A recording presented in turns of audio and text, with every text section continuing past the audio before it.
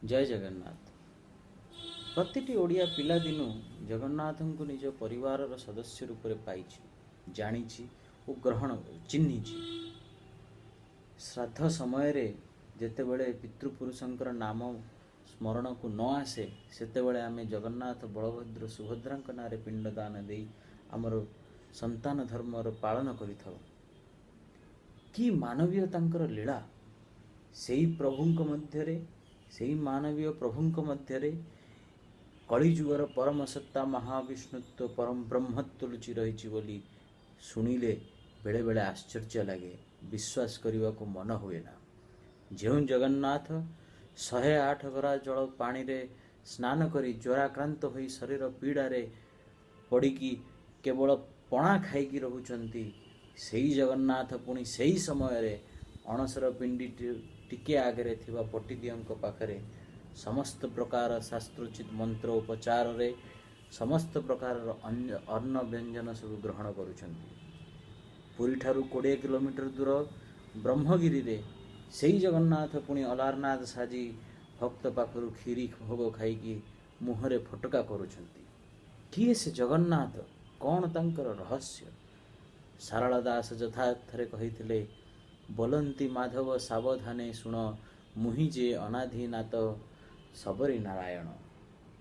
पुराण काल रे सबर माने जगंत वृक्ष को जगंत भाव रे पूजा करुथिले। जगंतर अर्थात जगत देवता। स्कंद पुराण रे वर्णित अछि, परवर्ती समय रे एही जगंत को सबरी नारायण बोली से माने पूजा कले। तेबे सबरी नारायण हो, जगंत हो, नीलमाधव हो, यदि कौन सी एक रूप को जगन्नाथ ग्रहण करि थांते तेबे बोध हुए जनसमूह मध्यरे से जगन्नाथ बोली कहि पार न थांते। एही सत्यता को उपेन्द्र भंज बुझीथिले एवं कहिथिले, बंदई दिन बांधव हरि चेतम चक्र खंडनकारी, सदा कमलानन विस्तारी स्वभावे इन जे, विभु अनंत अंक बिहारी कर प्रताप जाई संचरी, निशाचरंक उल्लास हरि पूजे सुमन जे, वैकुंठ पक्ष लोक तोषित जे।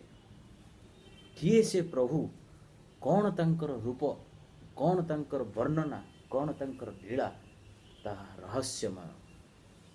तंत्र रे सेई जगन्नाथ को कुहागला नीलाचले जगन्नाथ स्वयं दक्षिण कालिका। पुणी सेई जगन्नाथ को विषय वर्णना करने को जाई कुहागला, उत्कले नाभिदेश्यश्च विरजा क्षेत्र मुच्यते, विमला सा महादेवी जगन्नाथस्तु भैरव। जोठी भैरवी अछंती तांकर भैरव रूप रे शिवंकर उपासना हुए, किंतु विमला कर भैरव होउछंती स्वयं जगन्नाथ। तेणु जगन्नाथंक भितरे एठी तंत्र शास्त्र द्वारा एक शिवत्वर परिप्रकाश पाउछि, तांक मध्यरे भैरवत्वर परिप्रकाश पाउछि। सेई जगन्नाथ पुणी सर्वजीन मानक मध्य श्रेष्ठ, सर्वबुद्ध मानक मध्य श्रेष्ठ। राजा इंद्रभूति तांकर ज्ञान सिद्धि ग्रंथ रे लिखिले, प्रणिपत्या जगन्नाथं सर्वजीन बरार्चितं, सर्वबुद्धमयं सिद्धिं व्यापिनो गगनोपमा। सर्वजीन मानक मध्य से श्रेष्ठतम जगन्नाथ, तेणु से समस्त प्रणश्य सर्वबुद्धमय बुद्धंक भितरे से श्रेष्ठ बुद्धि सिद्धि एवं तांकर व्याप्ति गगन परी। बलराम दास सेई जगन्नाथ को जाति आगरे अवतारी करी परिचित करिवारु जगन्नाथ विश्व देवता होई रहीगले। बलराम दास निजर वेदांतवादी वेदांत गुप्त गीतारे लिखिले, सर्वदा नीलाद्री रे स्थिति एथु सकल जात होंती, समस्त अवतार मान जात होई न बसे पुण। सी अवतार नुहंती, से अवतारी। सेइथिपाई एकाधिक क्रम रे से बल्लभ पिंडी रे अणसर पीड़ा भोग करुथुआ समय रे एपटे अणसर ताटी आगरे पटिदिय भाव रे समस्त अन्न व्यंजन उपभोग करुछंती। सेपटे पुणी अलवारनाथ भाव रे विष्णु रूप रे भक्तर खीरी खाईकी भक्त को आनंदित करुछंती। तेबे ए जगन्नाथ यदि परम ब्रह्म होइकी रही जाई थांते, तेबे निराकार परम ब्रह्म रूपरे से समस्तंकर नमस्य होई थांते किंतु विज्ञान रे जो कथा अछि what the eyes does not see the mind does not believe जे पर्यंत जगन्नाथंकर एक स्वरूप जोटा कि मानव ग्रहण करि परिवो जगन्नाथ एक स्वरूप जहा कि मानवीय होई परिवो से पर्यंत जगन्नाथ केवल परम ब्रह्म होई रही परिवे समस्तंकर सर्व आह्लादित कालिया ठाकुर हेबा पई तांकु जनतांक मध्य आसीबा को पड़िवो। उपेंद्र भंजंक भाषा रे स्नान गुंडीचाए बेनी स्वयं लीलाचार पतित पावने अर्थे प्रसादु बाहार से प्रसाद रु बाहरी आसुचंती श्रीमंदिर रत्न सिंहासन त्याग करी स्नान एवं गुंडीचारे से स्वयं पतित मानक उद्धार करने पतित मानक भीतर को आसुचंती तांको भीतर को ही आसिले से तांकर दुख कष्ट बुझी परिवे तांकर समस्या सब बुझी परिवे तेणु सेई जगन्नाथ निजर मानवीय लीलार परिप्रकाश करुछंती। स्नान पूर्णिमार पूर्णिमा रु गुंडीचा मध्य जो 15 दिन अवकाश से अवकाश को अणसर बोली कहा जाए। यही अणसर प्रभुंकर एक अनन्य लीला प्रभुंकर मानवीय एवं दैविक गुणर समन्वयर एक गुप्त तथा गूढ़ लीला बोली अणसर को धरा जाई पारे। ज्येष्ठ पूर्णिमा ठारू आषाढ़ अमावास्या पर्यंत जो 15 दिन अवधि अच्छी ताहाको अणसर विधि बोली कहा जाए। तेबे अणसर विधि कौन यार रहस्य कौन यार तात्पर्य कौन ए विषय टिके चर्चा करिबा।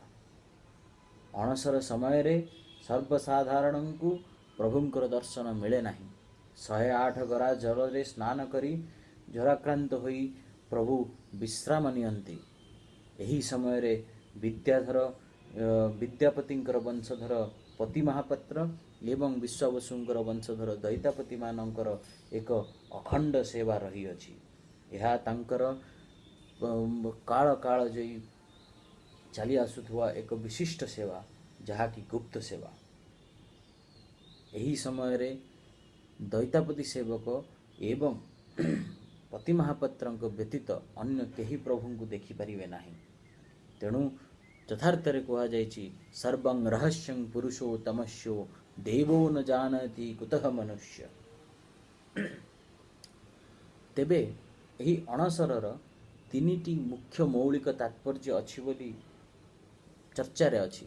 प्रथमतः होछि भक्त विश्वावसुंकर भक्तिर स्मृतिचारण उद्देश्य रे जेतेबेले धौलीगिरी पर्वतर व्याघ्र गुंफा हो किंबा नियालीर कौनसी घंच अंचल रे विश्वावसु चारु पथर निर्मित नीलमाधव मूर्ति को पूजा करुथला फल मूल क्षीर आदि देकी तांको पूजा करुथला। सेतेबेले प्रभु विश्वावसु को स्वप्न रे कहिथिले जे माल्य देशर राजा इंद्रद्युम्नर भक्ति रे प्रसन्न होइकी से नीलाचल रे कलिजुग रे नीलगिरी ठारे तांको पाखरे पूजित हेबे। फलमूल खाइकी प्रभु को निज पाखरे रखिथिबा विश्वावसु प्रभुंकर यही आदेश रे विचलित होइगला। से भाविला प्रभु तार फलमूल खाइबा को आउ भल पाउ नाहंती तेणु राजार 56 भोग एवं सरलोहुणी खाइबार लोभरे प्रभु ताको छाड़िकी पलाउछंती। से प्रभुंक आगे अभिमान कला तांक आगे अड़ी कला। यही अड़ी को रक्षा करी परवर्ती समय रे कहागला जे इंद्रद्युम्न को स्वप्नादेश करागला जे श्रीमंदिर रे यही 15 दिन मध्य रे दैतापति जे कि विश्वावसुंकर वंशधर तांको एक विशेष अधिकार दिया जो। संस्कृत रे अणसरर अर्थ न अवसर अर्थात दैतापति मानकर गुप्त सेवा एवं पूजा रे प्रभु एते आप्यायित होई थांती जे तांको पाखरे अन्य यात्री माननकु दर्शन देवार अवकाश न थाए बा समय न थाए। द्वितीयतः एक कारण जोटा कि बेसी युक्तियुक्त लगे ताहा होची प्रभुंकर अंग प्रत्यंग को सजाड़िबा एवं तांकर रंग करिबा को सुजोग सृष्टि करिबा। 108 गरा जल रे स्नान करला परे प्रभुंक देहरु समस्त जो रंगटी हटि जाए ताकू पुनर्बार रंग करिबा पई एक समयर आवश्यकता अछि, जेउथि पई कि 15 दिन रे ही अणसर बहुत आवश्यक। तापरे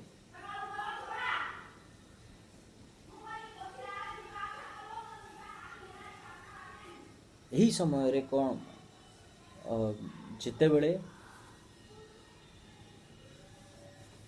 प्रभु को स्नान करा जाए, स्नान कला परे वर्ष जाक प्रभु विभिन्न प्रकार वस्त्र रे आच्छादित होता।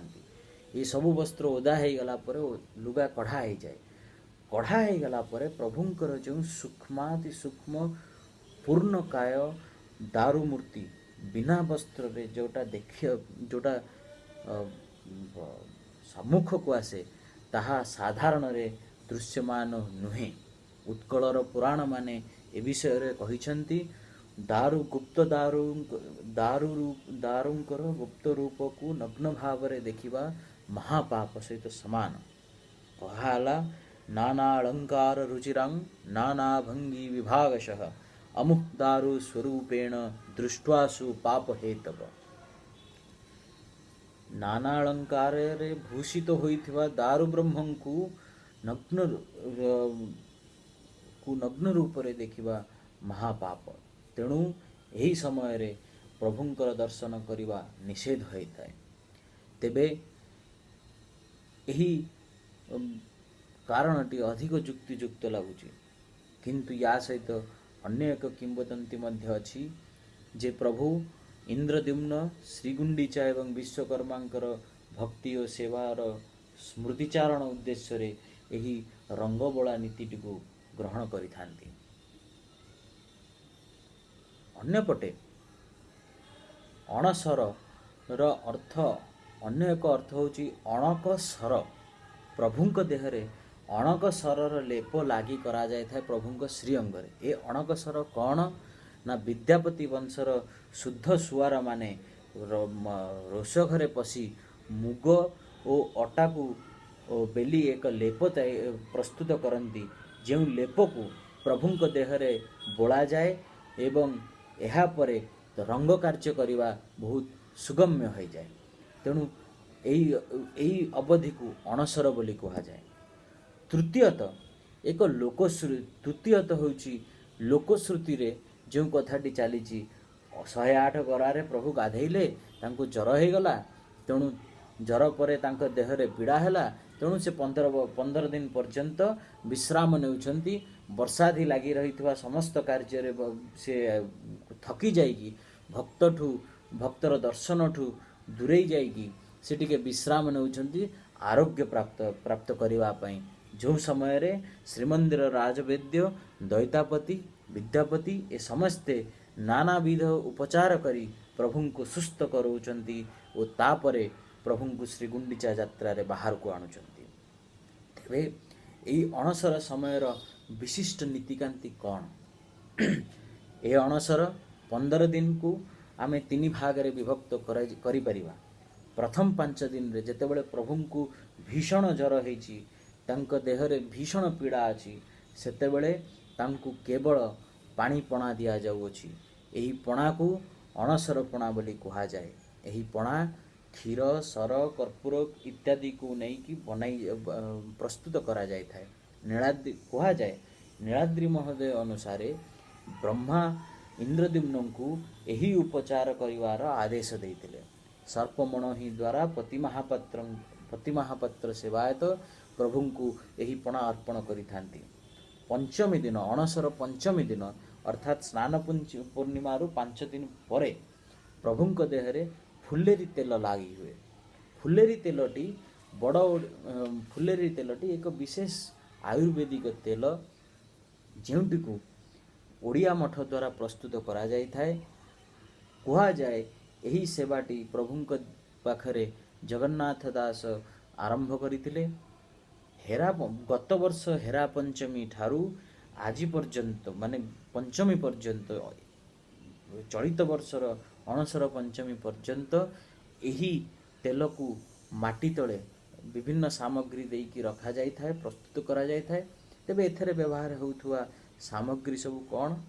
एथरे व्यवहार होउची घणा पेड़ा 4 केजी राशि तेल, बेणा चेर एवं कृष्ण भोग धान, केतकी फूल, जुई फूल, जाई फूल, मल्ली फूल, यही सबू को 3टी माटी कुड़िया रे पुरेकी माटी तले एक वर्ष पर्यंत रखा जाए और तापरे ताको काढ़ी यही अणसर पंचमी दिन दैतापति मानक दिया जाए, जो थे कि से माने प्रभु को देहरे लेप लगे कि प्रभु तापरे तांकर बिंधा कमी जाए और सी तरल खाद्य टिके टिके फलमूल खाइबा आरंभ करती।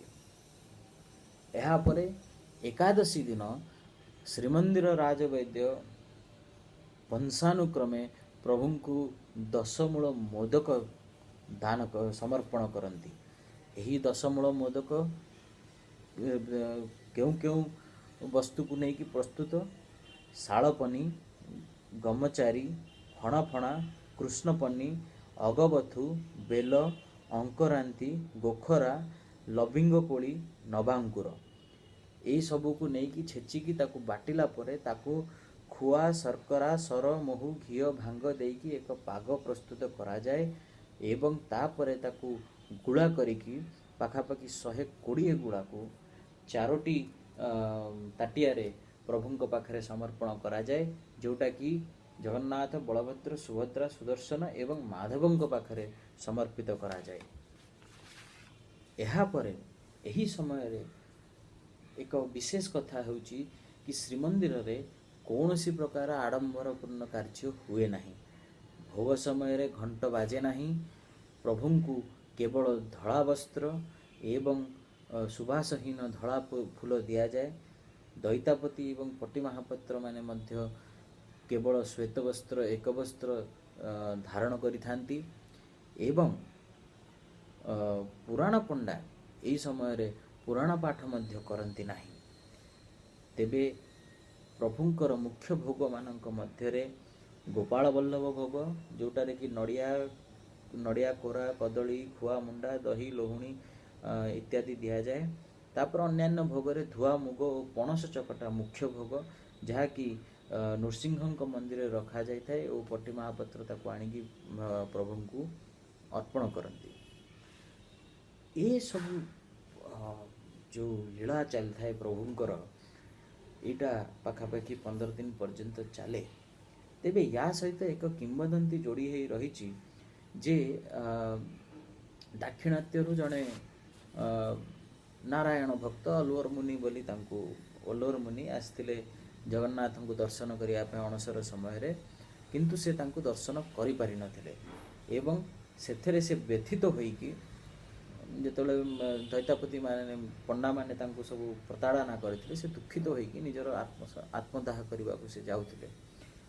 ब्रह्मगिरी पाखरे समुद्र मुहाण रे आत्मदाह करने पूर्व से चतुर्धा मूर्ति नारायणकर दर्शन कले और सेबे ठारू तांकर शिष्य माने बा तांकर वंशधर माने ब्रह्मगिरी ठारे चतुर्था मूर्ति अलवरनाथकर पूजा करुछंती। जोंठी कि अन्य एक कहानी अच्छी कि एक शिशु बड़ पंडांकर छुआ जेतेबेले बड़ पंडांकर अनुपस्थित रे अलवरनाथ पाखरे खीरी भोग करुछि, तार निश्चल एवं निर्मल प्रार्थना को प्रभु स्वीकार करिकी गरम खीरी रे हाथ पुड़े देलारु तांकर हाथ पुड़ी जाउछि, मुहरे फटका हो जाउछि। एही प्रभु एही बल्लभ पिंडी रे बसिथवा अणसर पिंडी रे बसिथवा प्रभुंकर ठीक आगरे जो अणसर ताटी लागिछि सेही थरे 3टी पट्टी दिह एवं अन्यान्य देवादेवी है दशावतारन को संपूर्ण भाव में अन्न व्यंजन वैदिक रीति संपूर्ण उपासना करा जाउछि। पुराण लिखागला नृसिंहं रामकृष्णं च श्री भूभद्रा स्वरूपिणी कृष्ण नारायणोतानि सप्तवर्ण विग्रह। यही दशावतार किए बलभद्रंकर प्रतिनिधि अनंत वासुदेवंकर पटचित्र सहित बलभद्रंक बाड़े रोचंती नृसिंह और रामकृष्ण, ये 4 सुभद्रांक बाड़े माँ भुवनेश्वरी पट्टचित्र सहित श्रीदेवी भूदेवी, जगन्नाथंक बाड़े महाविष्णु बा माधवंकर पट्टचित्र सहित मदन मोहन और नारायणनंकर मूर्ति रही ई दशावतारंकर दशोपचार करिकी तांको वेदोपचार एवं शास्त्र मतरे तांको समस्त प्रकार अन्न व्यंजन भोग करा जाए। यहाँ परे तेबे एई उपासना एक अणसरर मुख्य उद्देश्य प्रभुंकर अवकाश नवा पाई हो अथवा रंग बोला पाई हो किंबा विश्वावसुर भक्तिर स्मृतिचारण उद्देश्य रे हो देवता को मानवीय स्तर को आनी ता मध्य देवत्वर परिप्रकाश करवा ही जगन्नाथ संस्कृतिर एक विशेष महत्व। जे पर्यंत जगन्नाथंकर यही मानवीय लीला तांको विश्व ग्रहणीय एवं विश्व देवता करि पारछि, सर्व मैत्रीमय देवता करि पारछि। बल्लभदास तथार्थ रे लिखिले माधव दीन बांधव कृष्ण केशव दयितारी श्री मुकुंद आदि कंद गोविंद गिरिधारी। भागवतरे यही प्रभुंकर वर्णना करने को जाई लिखागला नमस्ते प्रभु जगन्नाथ अनाथ लोकंक नाथ, नमस्ते प्रभु वासुदेव भकत जनक बांधव, नमस्ते प्रभु ऋषिकेश भकत जनक विश्वास, नमस्ते प्रभु विश्वरूपी सकल हृदय अछु व्यापी। जय जगन्नाथ।